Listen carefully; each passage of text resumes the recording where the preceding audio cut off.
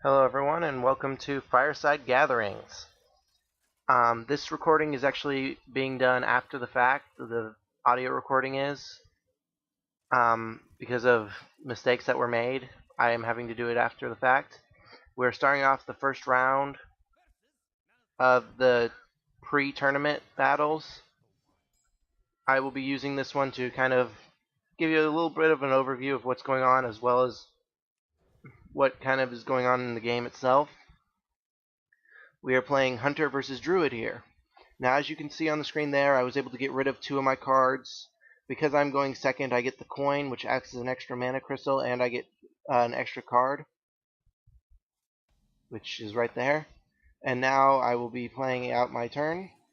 I will use the coin to gain an extra mana crystal for 1 turn. To play the 2-cost Mad Scientist, it's a 2/2 with a special ability known as a Death Rattle. The Death Rattle will go off after the creature's death. The Death Rattle for the Mad Scientist is that it summons a secret card directly onto the field. Now he's using his special hero power there, Shapeshift. It gives him 1 armor and 1 attack for 1 turn. While I'm going to go ahead and play a secret. The secret will only show up when a specific thing is triggered. And as you can see, the cost of the card is in the top left corner, and the bottom right corner of the screen is how much mana I have.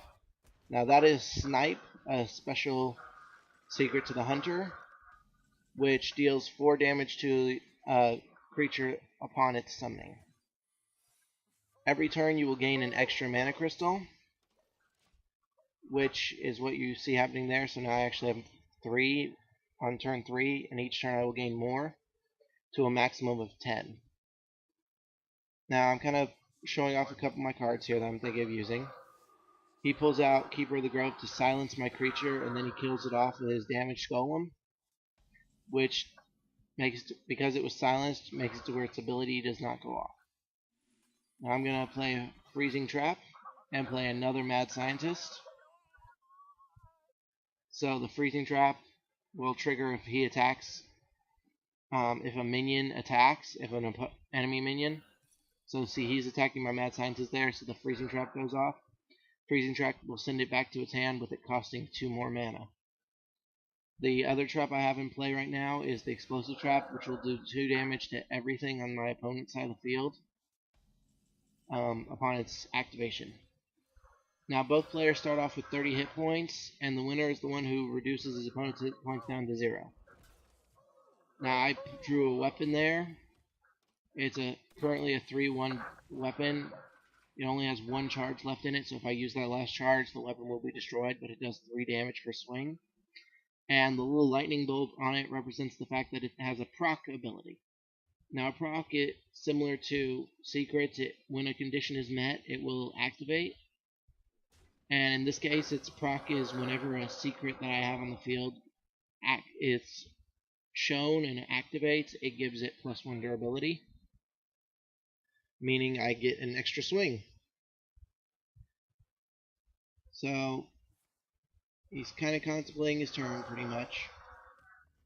He goes with his Shapeshift ability again, which triggers my Explosive Trap, which deals 2 damage to his entire field, which includes him himself. And also gives me an extra durability on my Eaglehorn bow. Now he uses Healing Touch, an ability that's specific to his class, which heals him for 8 health. And I start playing out a few of my cards. Animal Companion actually counts as a spell, but it summons a beast, which activates the Buzzard's proc, which draws me a card. In which case, I got King Crush, the legendary for the warrior class, or the hunter class legendary. He will actually be used later on in the battle, as will actually all my cards. So every class has a special ability. The hunter's special ability is actually Steady Shot, which I'm using right there. It deals 2 damage directly to my opponent. Now here I'm contemplating getting rid of the Eaglehorn bow. I decided to keep it around because I have the Snake Trap on the field, which means I will get an extra swing with it. And at this point, I'm kind of hoping he attacks one of my creatures.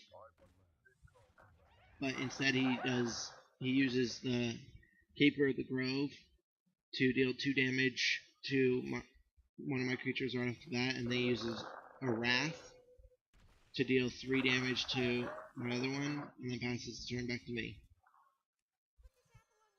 So now I'm trying to play things out a little bit. I play a Knife Juggler. Every time a creature is summoned on my side of the field, it throws a knife for 1 damage. It ends up hitting the creature, the Keeper of the Grove. I will trade 2 of my health on the last swing for my Eagle Horn Bow to kill it off, and I will deal a little bit of damage to him.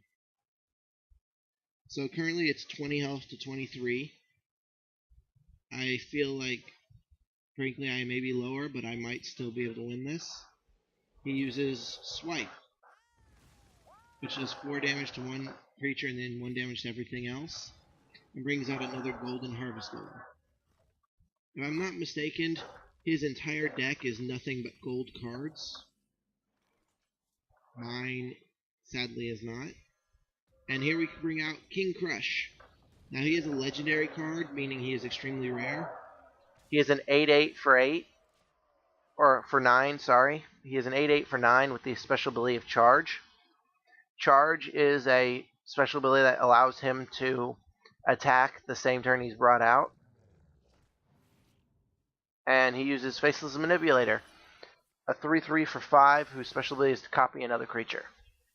Now he swings at his charging King Crush at mine, which triggers my Snake Trap, summoning 3 1/1 snakes. He then kills off one of them with his Harvest Golem, and kills off another with his Hero Power. Both King Crushes are now dead, and he uses a Wrath to deal 1 damage and draw a card to kill off my snake. Now, each class kind of has special abilities to it. The Hunter is kind of well known for his ability to deal with beasts a lot. He has a lot of beast-specific cards, animal cards that trigger with that specific kind of thing. He also has several devastating traps like what you're seeing before you. Misdirection, which changes the target of a character's attack. Because his only target was his master, it dealt 2 damage to himself. While the Druid has a lot of earthy abilities and abilities that allow him to choose what he wants to do. For instance, the card he just played a second ago, the Druid of the Claw, he could have chosen to turn into a Panther form or into a Bear form. The Bear is a 4/6 taunt, the Panther is a 4/4 charge. While I summon a Scavenging Hyena and 3 Hounds with the Unleash the Hounds. Now, I am running the Hounds into his taunt, partially because of its ability of taunt, it is necessary to attack it. I cannot attack him directly until he has no taunt on the field. And with the abilities I've used, my Scavenging Hyena went from a 2/2 to an 8/5. Unfortunately, the Starfall he just used will kill it off. He will use a Wild Growth to gain an extra mana crystal, but he's already at max, so he will be able to use the card Excess Mana to grant him an extra card. It gives you a little bit of card draw. It is, to be honest, Druid specific card. I had to think there for a second. But that's all there is. Now I'm going to use my Steady Shot to deal 2 damage, and I'm going to play my Savannah Highmane. But I am currently at 5 hit points, and he has far more than that on the field. I have lost this match. Now, this is where he does something I find kind of strange. Instead of killing it off, he kills off the Savannah Highmane, which is a 6/5 with a Death Rattle to summon 2 creatures. And he kills off both of them as well. Then he plays Ragnaros, a legendary 8/8. It cannot attack, but at the end of your turn, it automatically deals 8 damage to a random enemy. Unfortunately, that is my death. And with that defeat, the battle is over. I will be back shortly with the next game. And then we will end up starting the tournament after a few games of casual. I'll be back in a little bit.